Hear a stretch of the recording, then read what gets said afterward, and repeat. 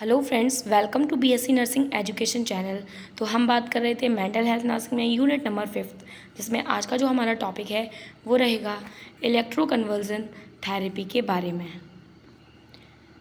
ECT was first introduced by Bini Cerletti in April 1938, Italian neuropsychiatrist. ठीक है, तो ये क्या है, पहली बार किसने इंट्रोड्यूस की? बेनी और सर्लेट ने। ठीक है, तो 1938 में। Then in ECT the voltage of current passed in is 90 to 150 volt. ठीक है, तो जो वोल्टेज है, करंट जो पास होता है वो कितना पास किया जाता है? 90 से 150 तक, ये एवरेज है।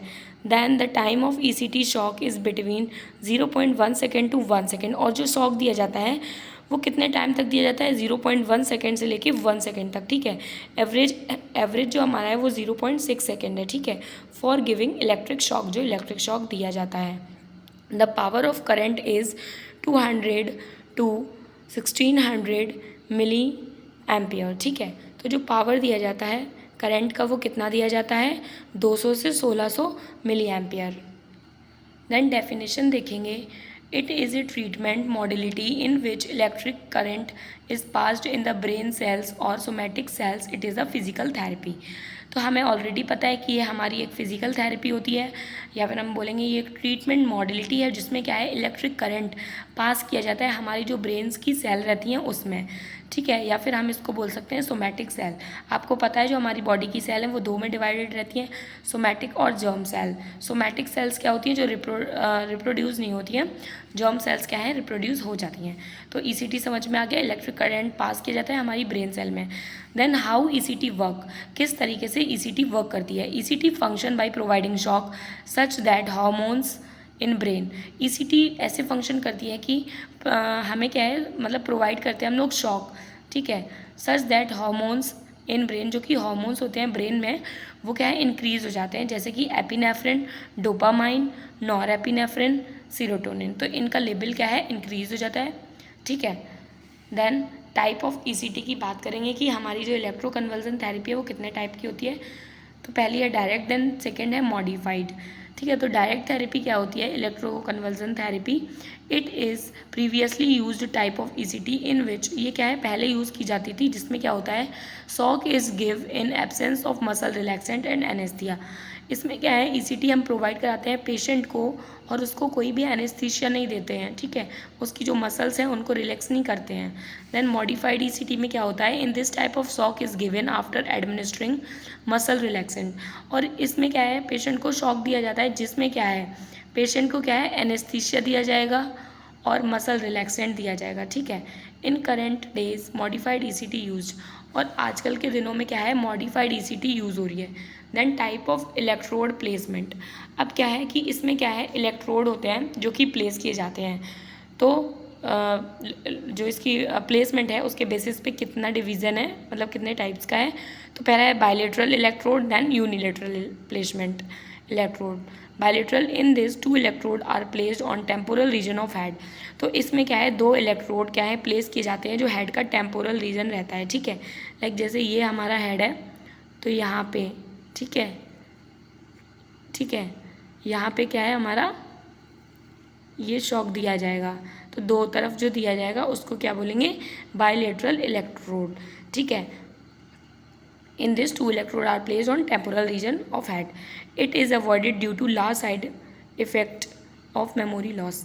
और इसको क्या है, मोस्टली अवॉइड किया जाता है क्योंकि इससे क्या है, बहुत ज़्यादा क्या है, साइड इफ़ेक्ट्स देखने को मिलता है, जैसे कि मेमोरी लॉस वगैरह हो जाती है। ठीक है, और फंक्शंस वगैरह काम करने देना बंद हो जाता है।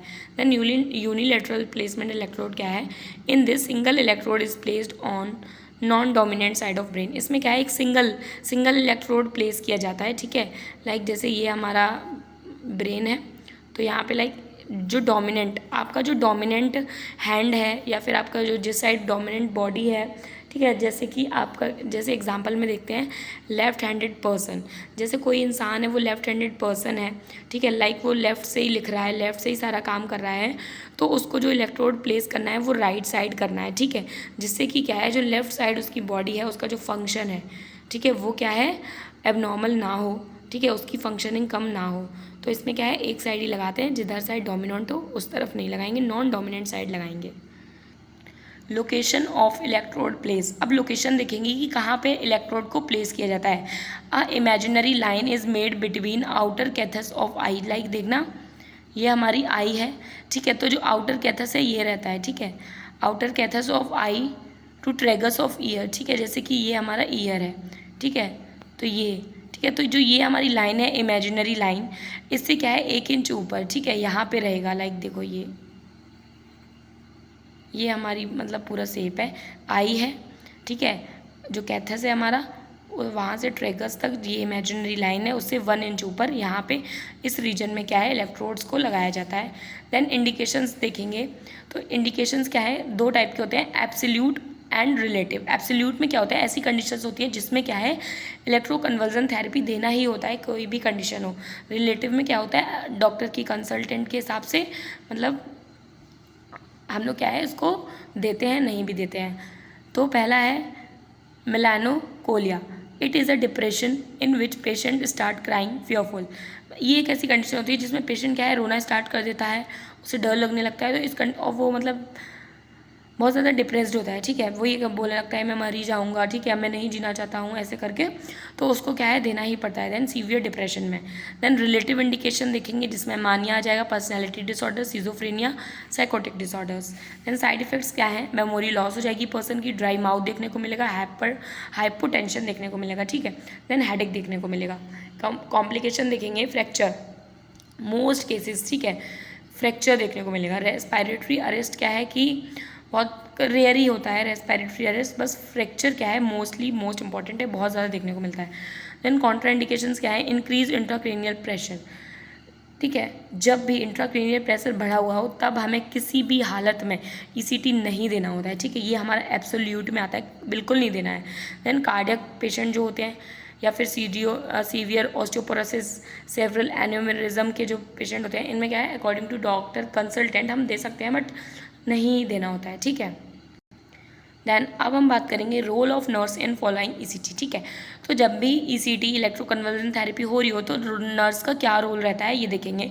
तो पहला है टेक इन्फॉर्म कंसेंट, हमें क्या है जो कंसेंट होता है वो ले लेना चाहिए, जो अगर पेशेंट से तो ऑब्वियसली नहीं ले पाएंगे क्योंकि मेंटली पेशेंट है, तो क्या होता है उसकी फैमिली से ले लेंगे, क्योंकि जिससे जो भी प्रॉब्लम हो उस पर क्या है मतलब उनका एक वो नहीं चाहिए सहमति। Then remove all the metallic substance, ठीक है, जो भी मेटेलिक सब्सटेंस है पेशेंट पे उनको क्या है रिमूव कर देना है, लाइक डेंचर्स, कॉन्टैक्ट लेंसेज वगैरह, क्योंकि इनसे क्या है डैमेज हो सकता है, ठीक है। Then wash the hair of patient by shampoo, और जो पेशेंट है उसके हेयर्स को क्या है शैम्पू से वॉश कर देना है, क्योंकि ऑयल जो होता है वो क्या है बैड कंडक्टर होता है इलेक्ट्रिसिटी का, और जब भी हम इलेक्ट्रोकन्वर्जन थेरेपी देते हैं तो उससे क्या है करंट पास होता है, ठीक है। तो फिट द माउथ गेज, और क्या है माउथ गेज को फिट कर देना होता है, जिससे क्या है जो पेशेंट है वो टीथ के थ्रू टंग को क्या है बाइट ना कर ले, क्योंकि ये शॉक जो होता है वो बहुत ज़्यादा इतना ज़्यादा खतरनाक होता है कि पर्सन क्या है बाइट कर लेता है अपनी टंग को। Then always administer 30 minute prior, मतलब पेशेंट को 30 मिनट पहले एडमिनिस्टर करना होता है एट्रोपिन ग्लाइकोलेट, जिससे क्या है जो सेक्रीशन हो रहा है माउथ से वो क्या है डिक्रीज हो जाए। देन एडमिनिस्टर एनेस्थीसिया, और जो भी एनेस्थीसिया है वो क्या है एडमिनिस्टर करना होता है। Then provide patient supine position for ECT, और पेशेंट को क्या है सुपाइन पोजीशन देनी होती है। Assist the vital sign prior and after ECT, और वाइटल साइन क्या है हमें चेक करने होते हैं ईसीटी करने से पहले और ईसीटी करने के बाद, ठीक है। तो आई होप इलेक्ट्रोकन्वर्जन थेरेपी आपको अच्छे से समझ में आ गई हो। आप प्लीज़ वीडियो को लाइक कर दीजिए, चैनल को सब्सक्राइब कर लीजिए, वीडियो को शेयर कर दीजिए। Thank you for watching my video.